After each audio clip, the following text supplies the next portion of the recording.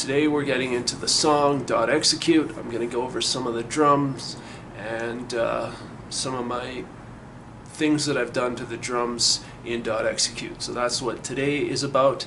This is the first episode of Fuck Yeah Industrial. So I hope you folks are ready, and let's get to it.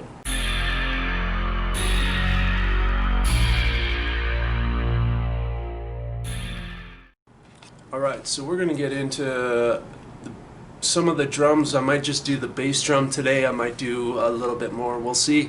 We'll see how I feel doing this. As you can see, I've got a little bit of a screenshot on my screen. I am not using a screen capture video software. I'm basically filming with my camera. So what you're seeing here is the mixer and the sequencer and a bunch of effects sitting behind that sequencer.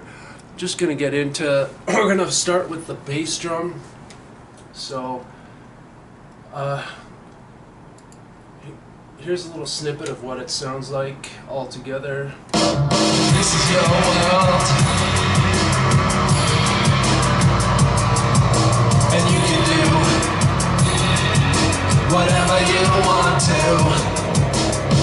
So as you can hear there and possibly see, or you can hear all the pieces kind of fitting together.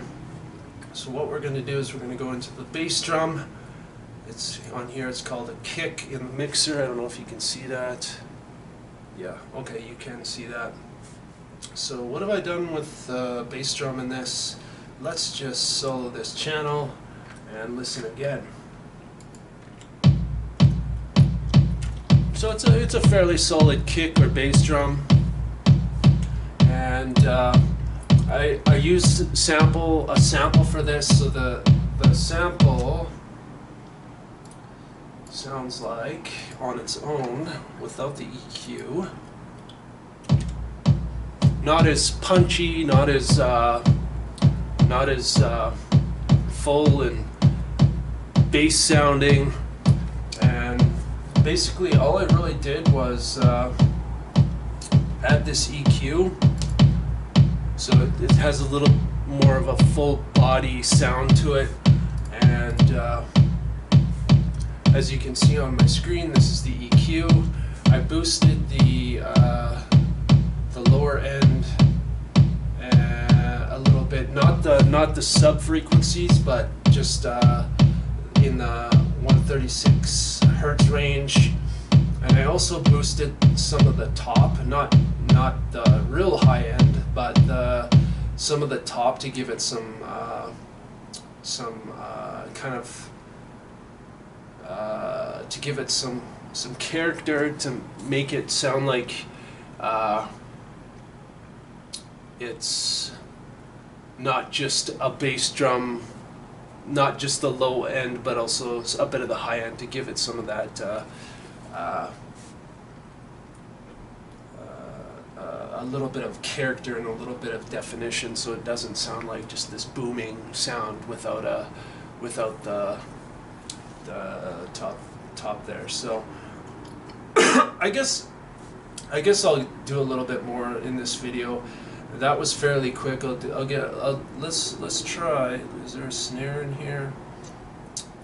Did I? Snare, yes. Okay. So we're gonna get into the snare, and that is the snare.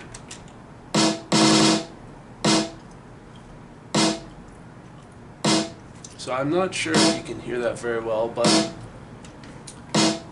that is the snare. Snappy. This, once again, it was a sample. Just turn off the. I basically EQ'd it to take out the low end and just kind of give it a little bit. I raised the high end, the very top of it, at 63.24 hertz, as well as 29.36 hertz. And I cut a little bit out of the 630 hertz range And like I said, I cut out all the low end, or most of the low end, and I just wanted to kind of make it you know, a little bit snappy and have some high definition, so it does sound like a snare. And yeah, once again, I did use samples for these drums,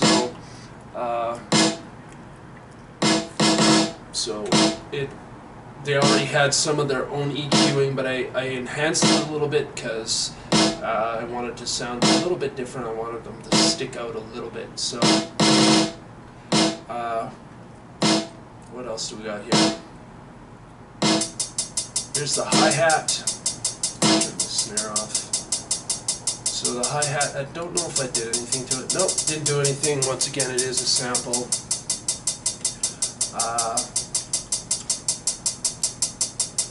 What else do we got here for drums? So I've gotten all that. So we're going to get into the break here. There is a break beat in this song.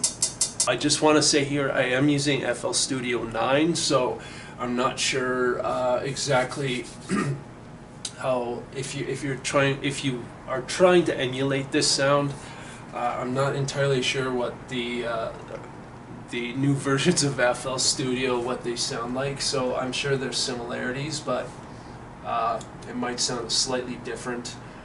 So the breakbeat, I used the gross beat, which is kind of like a beat remixer kind of thing. Although, am I actually using it in? Okay, my camera fucking died, so I had to plug it in. But we're gonna continue here. So we were talking about the breakbeat, and the breakbeat in .execute is, this is what it sounds like.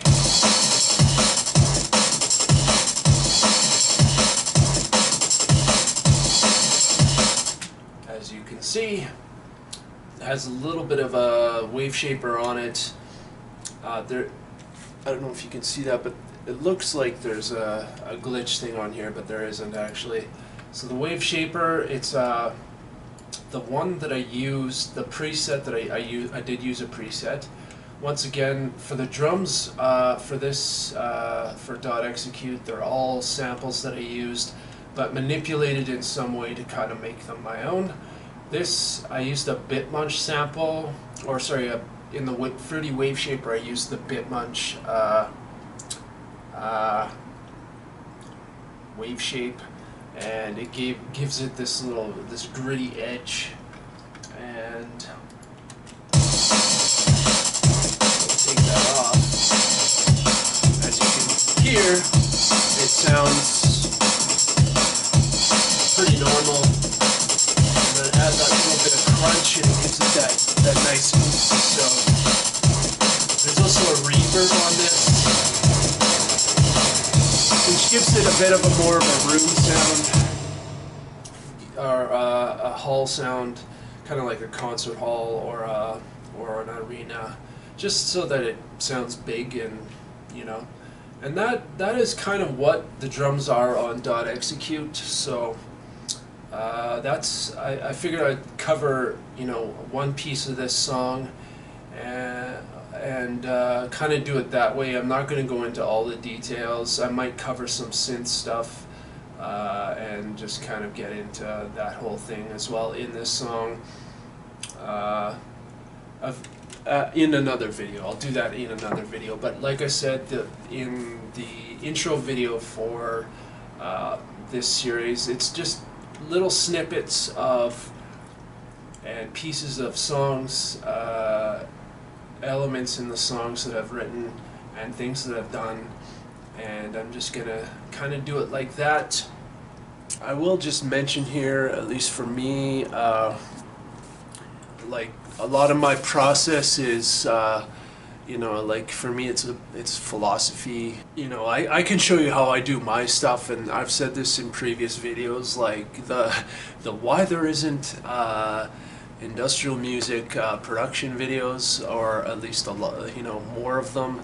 At least I found there's not a lot, and quite frankly, I think that every industrial music has a different musician. Every industrial musician has a different process, and they, you know, obviously they can show you tips and tricks, but that's the way that's how they do their writing and stuff. And you know, I think you know, like this stuff on this me showing you dot execute, or at least elements of dot execute, you know, this is how I did things. But there are so many different ways of doing things. Like you know, I think the one thing I want to get across is that, you know, if you're just starting out, you know, just experiment and kind of find your own sound, or find things that are pleasing to your ears and kind of go about it in that way. Because like I said, I can show you what I did for my songs, but that's how I do things. You have to figure out what is going to work for you and how you do things. And that's kind of like, for me, you know, originality is important, and it's, you know, important to kind of create your own fucking sound. And yeah, so yeah, I think that's kind of all I wanted to show you and discuss. And you know, there really is no rule to doing these things. Like you know, you just kind of have to experiment. If you're just starting out, you know, even if you're not even, maybe you're more than a beginner or whatever, you know, like maybe you're just looking for ideas of ways of doing things, and there are so many different ways of doing things.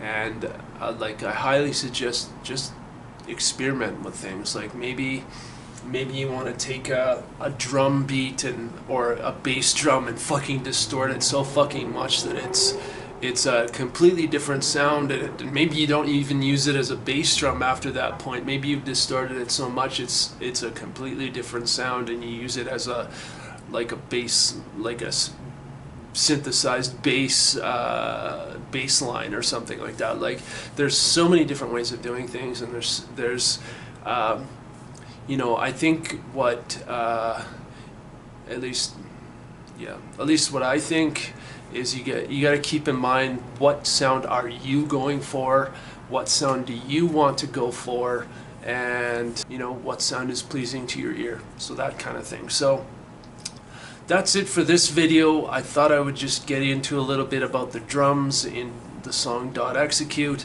and kind of what I did. Like I said, I did use samples for most of the drum sounds. I didn't synthesize them myself. I picked samples and then kind of manipulated them further to make them my own. And yeah, that's kind of it. If you guys enjoy this kind of stuff, like, you know, if you want me to get into details of certain aspects of my music production process and that kind of thing, you know, let me know in the comments. You know, if you enjoyed this video, please give it a like, and if you feel this video has value, please share it. And if you enjoy what's on my channel, on the Twitch channel, please subscribe and hit that bell button to be notified when the next video comes out.